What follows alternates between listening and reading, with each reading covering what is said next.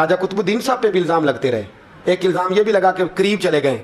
हुआ क्या, जब बादशाह मुरीद हुआ तो कहने लगा हजरत जी मैंने बादशाही नहीं करनी, मैंने अब खानकाह में रहना है। तो फरमाया बेटा तू छोड़ देगा तो कोई जालिम बैठ जाएगा। तो हुजूर फिर क्या हुक्म है? फरमाने लगे तूने करनी है। तो कहा हुजूर आप वो कहाँ होते हैं, मैं कहाँ होता हूँ, दिल ही नहीं लगता। आप फरमाने लगे मैं डेरा उठा के तेरे करीब ले आता हूँ। ख्वाजा साहब 1 किलोमीटर के फासले पर डेरा उठा के ले आए। फरमाने लगे मैं तेरी तरबियत करता रहूंगा, तू मखलूक का भला करते रहना। सल्लल्लाहु अलैहि, तू हुजूर की उम्मत का अल्लाह हुआ। वो करीब, उस वक्त भी लोगों ने बड़ी बातें की कि देखो जी बादशाह था ना तो पीर साहब भी नेड़े आ गए। लोग देखते नहीं कि असल बात क्या है। खैर वक्त गुजर गया, बादशाही मुरीद हो गया तो फिर दिल्ली सारे में इस्लाम, इतना अदल इंसाफ, हिंदुओं को बात पसंद न आई। उन्होंने कुछ मुसलमान खरीद लिए। सुल्तान शमसुद्दीन तमश बैठा है दरबार में, जाग रहे ना आप लोग, सब कहिए सल्लल्लाहु अलैहि। बड़ी गौर से सुनने वाली बात। एक दिन सुल्तान शमसुद्दीन तमश दरबार में बैठा है, काजी अदालत भी बैठे हैं, मुकदमात सुने जा रहे हैं। बाहर से रोने की आवाज आने लगी, चीखने चिल्लाने की, बीबी बहन कर रही। क्या हो गया, क्या हो गया? वो टल लगे होते थे बादशाहों के, वो बजने लगे, जोर होने लगा। बादशाह ने कहा इस फरियादी को जल्दी बुलाओ। वो अंदर औरत आई तो चीख चीख के रो रो के उसने अपने कपड़े फाड़ फाड़ के, बुरा हाल, 2 महीने का बच्चा। लोग उसकी आहोजारी पर उसकी तरफ मुतवज्जो, बीबी क्या हुआ, पानी पिलाओ बिठाओ, ये क्या हो गया? कहने लगी लुट गई, इज्जत बर्बाद हो गई, तबाह कर दी गई। मैं क्या हुआ? कहने लगी बादशाह एक शख्स मेरा गैर शरीक खामद बना, फिर मुझे हमल हुआ, फिर मेरी गोद में ये बच्चा है 2 महीने का। अब गई हूं तो वो कहता है कि मेरा तो तेरे से तल्लक ही कोई नहीं। बादशाह कहने लगे ये सुल्तान शमसुद्दीन तमश की जगह है और मैंने रसूलुल्लाह सल्लल्लाहु अलैहि वसल्लम के दीन के मुताबिक हुकूमत उस्तवार की है। कौन है वो तेरे साथ? अभी गर्दन ना काट दूंगा, बात कर कौन है? कहने लगी तो कुछ भी नहीं करेगा, कोई कुछ नहीं कर सकता। लोग कलमे छोड़ के बैठ गए, तवज्जो उधर हो गई। प्रोपेगेंडे बड़ा असर करते हैं मुआशरे पे, रंग ऐसा अजीब है, अंदाज ऐसा अजीब है। फरमाया बात तो कर। उस औरत की आवाज गूंजी तो हालात ही खराब हो गए। कहने लगी बादशाह हौसला पैदा कर सुनने का। कहा तू बात कर। कहने लगी मेरे गोद में जो बच्चा है ये कुतुबुद्दीन बख्तियार काकी का है, ये तेरे पीर की नाजायज औलाद है। उठाओ, प्रोफेसर सलीम चिश्ती ने PhD की है, वो लिख रहे हैं इस वाक़े को। तेरे पीर का नाजायज बच्चा है। हाथ कांपने लगे बादशाह के। कहने लगे या अल्लाह कभी तू क़यामत बर्पा कर दे तो मामला ठीक हो जाए, मैं तेरी जुबान खींच दूंगा तेरी कर। तूने बात कैसे की? कहने लगी मैंने कहा था ना तेरे अंदर हौसला नहीं, मेरी इज्जत तार तार हो गई और तू पीर बचा रहा है। अल्लाह अकबर। सुल्तान शमसुद्दीन तमश आसमान की तरफ देख के कहने लगे मौला मुझ मुजरिम को जिसकी बरकत से उठा के तूने मस्जिद में पहुंचाया, आज मुझे तूने किस इम्तिहान में डाल दिया? ये क्या रंग तूने जिंदगी का बनाया है? कहने लगी बुला उसे, उड़ाब गर्दन। अल्लाह अकबर। ख्वाजा कुतुबुद्दीन बख्तियार काकी, जरा उस जगह पे अपने आप को खड़ा करके देख मेरे दोस्त। जो शख्स दिल्ली के बाजार में निकले तो दुकानें बंद हो जाएं, औरतें घरों में घुस जाएं, जिसके नाम पर चर्चे हों दीन के, वो शख्स लाठी टिकाता टिकाता। उर्स मनाने आसान है, ढोल ढमक्के करके घरों को जाना आसान है, पर जरा इनकी राहों का मुसाफिर तो बन इन्होंने अंदाज क्या इख्तियार किया है। हजरत ख्वाजा कुतुबुद्दीन बख्तियार काकी, खबर फैल गई। इतनी शोहरत पाकीज़गी की नहीं हुई थी जितनी इस जुर्म की हुई। लाठी टिकाते टिकाते जब पहुंचे ना बादशाह के दरबार में, बादशाह उठने लगा, काजी उठने लगा, लोग उठने लगे, तो कुतुबुद्दीन बख्तियार काकी की आंखों में आंसू आए। माने लगे बेटो बैठ जाओ, आज मैं पीर बन के नहीं आया, मैं मुजरम बन के आया। और कहा मेरे मालिक का इंसाफ भी देखो, दिल्ली का पीर आज दिल्ली की अदालत में अपने ना करदा जुर्म की सफाई देने आया है। बड़ी लाठी पे टेक लगाई। दिल्ली की गलियां भी रोती हैं कि ये क्या रंग, अल्लाह ये तेरा क्या रंग है, ये ते मैं गुड्डी ते हथ डोर सजन दे, ओ जिंज रखे उंज रहना है, वाजिब नहीं जे विच शरीयत, मंदा खसम नू कहना ए तन मेरा कंघी होवे, मैं जुल्फ सज्जन दी वावां, पोश मेरे दी जुत्ती बन जाए, मैं यार दी कदमी आवां, मारो मारो मैनू मार मुकाओ, कोई यूजर ना पेश ले आवां, जे सोहना ही मेरे दुख विच राजी, जे सोहना ही मेरे दुख विच राजी, ते मैं सुख नू चुल्हे डावां, पर यार फरीदा कदी मिल पे सोना, यार फरीदा जे कदी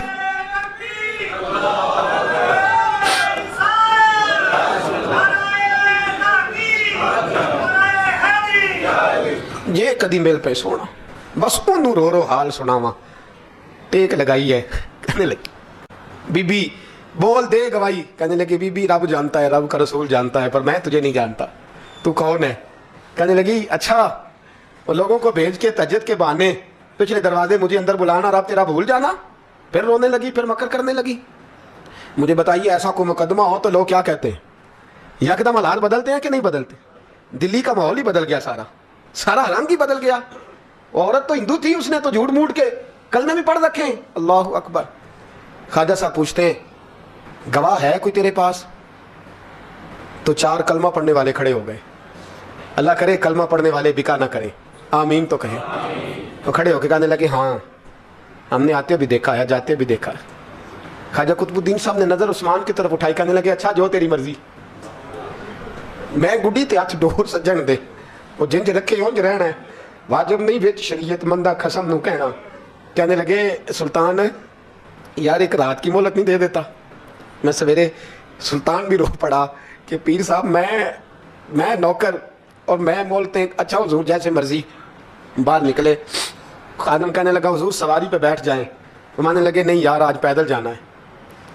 اس دلی کے چونکوں نے مجھے بڑی سلامیاں دی ہے, ذرا میں دیکھوں تو صحیح دلی کے بازار میری رسوائی پہ کیا کہتے, مجھے ذرا یہ پتھر بھی کھانے دے, ان کا ذائقہ بھی. پیدل گئے, دنیا سو گئی. تو دلی کے بادشاہ نے اجمیر کی طرف منہ کیا. خواجہ معین الدین حیات تھے. بے خبر ہو جو غلاموں سے وہ آقا کیا ہے, بے خبر ہو جو غلاموں سے وہ منہ کیا. کہنے لگے معین الدین میں کوئی لوارس تو نہیں نا, میں کوئی لوارس ہوں کہ یہاں جو میرے ساتھ مرضی ہو جائے؟ تیری مجبوریاں درست, مگر تیرا وعدہ تھا ساتھ دینے کا, وقت آیا ہے. میں کوئی لوارس نہیں کہ اب تو اجمیر میں بیٹھا رہے اور میں دکھ سارا اکیلے برداشت کروں. بڑھاپے کا مجھے بھی پتہ ہے, کمزوری کا مجھے بھی پتہ ہے, ذوف کا مجھے بھی پتہ ہے, پر تتی تھوڑے تکڑے خاندڑیاں, میں بھی تو تیرے نام تو مفت بھی خاندڑیاں. مجھے بھی تو پتہ ہے نا منم غلام علی حیدریم قادریم دمز احمد رضا خامی زنم. میں نے بھی تو اپنا نام نہیں نا جپا, تیرا ہی جپا ہے ساری زندگی. یہ لفظ کہے, کہتے میں رویا. آنکھ لگی تو حضرت خواجہ معین الدین صاحب خواب میں ملے. کہنے لگے قطب الدین میرا انتظار کرنا, میں پہنچ رہا ہوں. میرا انتظار کرنا, میرا انتظار. کیا کہا میاں صاحب نے؟ کہتے ہیں مالی دا کم پانی دینا, پھل کچے ہون یا پکے, اے پیر مرید دے سر تے ہی رہندا ہے, جھوٹے ہون یا سچے. میں آیا, فکر نہ کرنا. حضرت سویرے اٹھے, پھر گئے عدالت. پھر کہا نا بھائی پروٹوکول, مجرموں کا پروٹوکول نہیں ہوتا, میں اکیلا جاؤں گا. جس کے آگے پیچھے نعرے ہوتے تنے تنہا. 2-4 منٹ زیادہ لے لوں آج آپ حضرات. کہتے میں پہنچا عدالت, اور جا کے جب کہا نا کہ ہاں جی حضور بتائیے گواہ بھی خلاف ہے مقدمے بولیں, تو کہنے لگے مجھے میرے شیخ نے حکم دیا ہے کہ میرا انتظار کرنا. پھر وہ جو باتیں کرنے والے تھے کہنے لگے جی کون گیا تھا اجمیر, کون آیا وہاں سے, ہمیں روحانی باتیں نہ بتائی جائیں. یہاں سے تو ایک دن میں پہنچا نہیں جا سکتا, ٹرین بھی 36 گھنٹے لیتی ہے دلی سے جانے میں. تو کہا یہ کیسے ہو سکتا ہے, کوئی رات کو رات آپ کو خبر ہو گئی, آپ کی اس کو لمبا نہ کریں. بادشاہ مرید ہے, لگتا ہے کہ یہ راتوں رات بھگا دے گا پیر کو. اتنی باتیں خواجہ صاحب نے سنی. جب بے گناہ آدمی کو یہ باتیں سننی پڑتی ہیں پھر دل بڑا ٹوٹتا ہے, پھر بڑی تکلیف ہوتی ہے. حضرت کہنے لگے یارو تمہاری مرضی. شمس الدین تمش کی آواز گونجی, فرمایا جیسے انہوں نے کہا ویسے کیا جائے گا. 3 دن کے لیے عدالت برخاست کر دی جاتی ہے. چین گوئیاں ہونے لگی, پھبتیاں کسی جانے لگی. تیسرے دن شام کا وعدہ تھا, چوتھے دن عدالت جانا تھا. قطب الدین بختیار کاکی کے پاس لوگ آ کے افسوس کرتے تو آپ بولتے نہیں. یہاں تو لوگ صفائیاں دیتے بولتے نہیں. فرماتے یار میں گڈی تے ہاتھ ڈور سجن دے, وہ جنج رکھے, میں اونج ہی رہنا ہے, جیسے اس کی مرضی ویسے. جیڑیاں گڈیاں آپ پہ اڈیاں ہو نہ چڑھن اونچائیاں, وہی گڈیاں اونچیاں اڈیاں جڑیاں سائیاں آپ چڑھائیاں. فرمایا ٹھیک ہے جیسے وہ رکھے میں راضی ہوں. اللہ اکبر. تیسرے دن کی مغرب کا وعدہ تھا. جب مغرب کا سورج ڈوب گیا نا, بڑے قافلے اجمیر سے آئے پر معین الدین نہ آیا. وعدہ کیا تھا یار نے آؤں گا دن ڈھلے. وہ خواجہ غلام فرید صاحب رحمۃ اللہ تعالیٰ علیہ فرمایا کرتے تھے نا, کوا کھانے لگا آنکھیں تو کہنے لگے کاغا یہ تن سارا ہی کھائیو, میرا چن چن کھائیو ماس, میرے 2 نین نہ کھائیو, مینو پیا ملن دی آس. نے کہا سارا کھا جا, آنکھیں چھوڑ دے. اس نے کہا تھا میں آؤں گا, انتظار لمبا ہو گیا ہے پر میری امید تو نہیں نہ ٹوٹی. مغرب کی اذان ہوئی تو لوگ کہنے لگے لو جی اب بس ہو گئی. خواجہ قطب الدین صاحب نے اللہ اکبر کہہ کے مغرب کی جماعت جب میدان میں کھڑی کی تو اپنی بھی چیخ نکل گئی, آئی نہیں. لیکن جب نماز کا سلام پھیرا تو خواجہ معین الدین صاحب کی 2 رکعتیں ابھی باقی تھیں.